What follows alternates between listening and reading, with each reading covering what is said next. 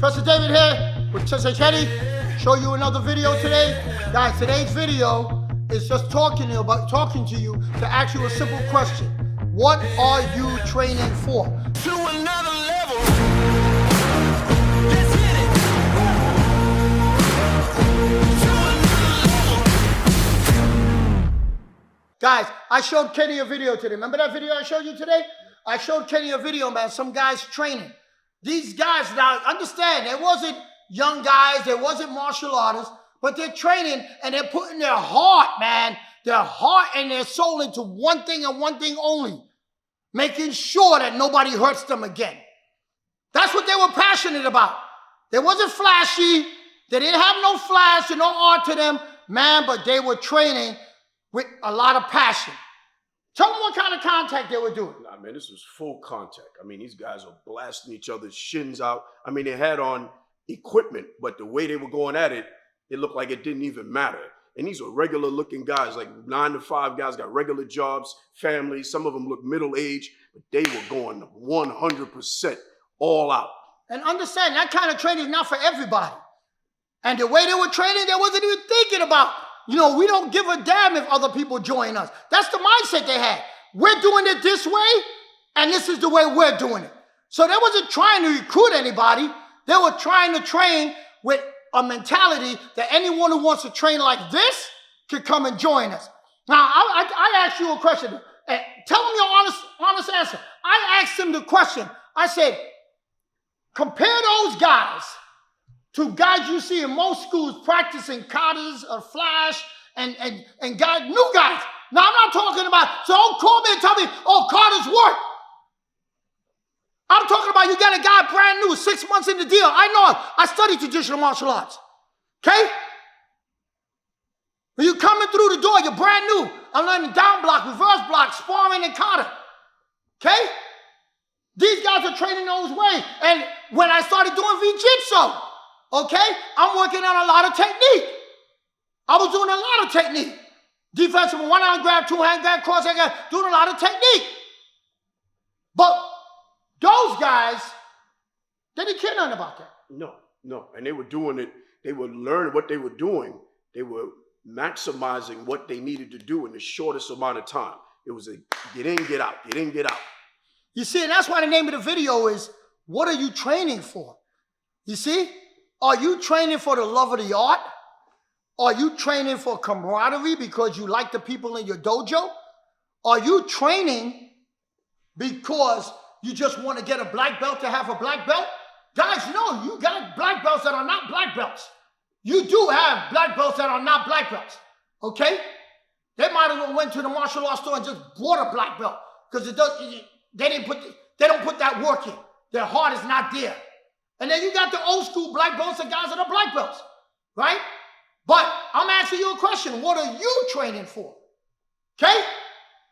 Because I'm telling you, you better learn and understand in today's society, you have to train the best way you can possibly train in the shortest period of time to cause as much damage to that person in front of you who's trying to hurt you and your family as possible. Because if you're not doing that, guys, you're lying to yourself, right? But those guys were training for that. Those guys were training hardcore. I mean, they were training like once they left that venue, something was going to happen. And I'm telling you right now, when they left, I know their legs were all jacked up. Now, could they train a little softer and get the same results? Yeah, they could. They could. But you know what? They don't want to. It's their choice. They don't want to. I never forget, we met a guy one time from London when we went down to, we were in Spain. And we met a guy in Spain who happened to be the personal bodyguard to the ambassador of Saudi Arabia. Personal bodyguard to the ambassador from Saudi Arabia. Let me tell you something. When we went down, he was from London. When we went down to his school and watched the way they train, it was myself, Shion Cirillo, about 5 of us, Professor Cirillo, about 5 or 6 of us, man. Man, those guys didn't know the concept of of what? Non-contact. They were blasting each other in the groin, in the legs, in the face, in the stomach.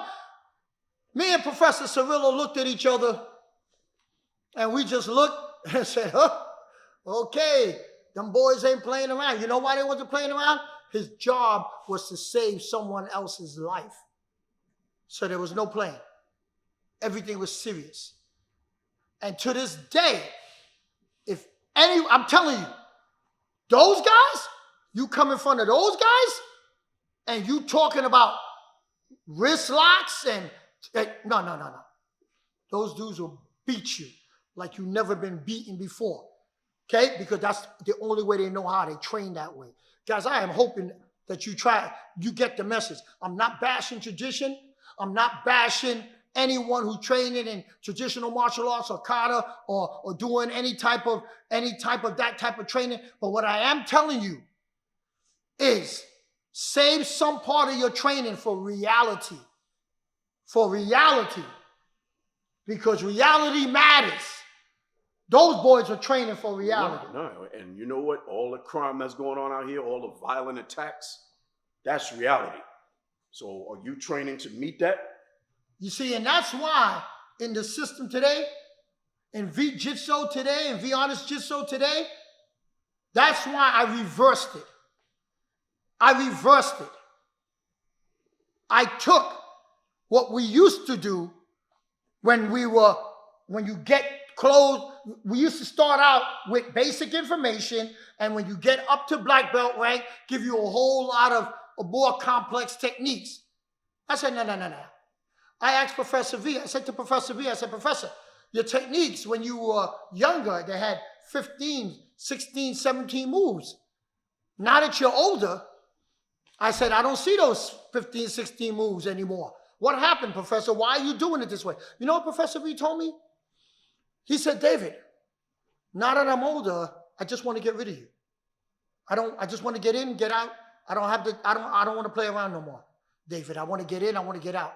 So I said to myself, I said, if that's the case, why not teach people how to get in and get out in the beginning, and then if they hang around, then give them the rest of the information when they already have the confidence. They already understand the way we are and how we train. And they need to know the difference between martial and art. There's a martial side, which is the reality-based street side, and there's an art side. And the art is preservation of the system. But you know what I found? Very few people stick around long enough to learn the whole system. Most people that you will come across will give you 2 or 3 months of their time. Maybe if you're lucky, a year, 6 months or a year, and then they're gone. They're gone. So now you got an obligation to teach that person how to stop somebody from hurting them in a very short period of time. And that's it.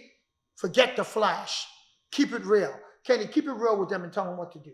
Guys, right now, go hit that subscribe button, guys. Smash that subscribe button right now, guys. Like, comment, subscribe. I want you to share this video with as many people as you know right now. Share it right now. Don't even wait. We'll see you in the next one, guys. Peace.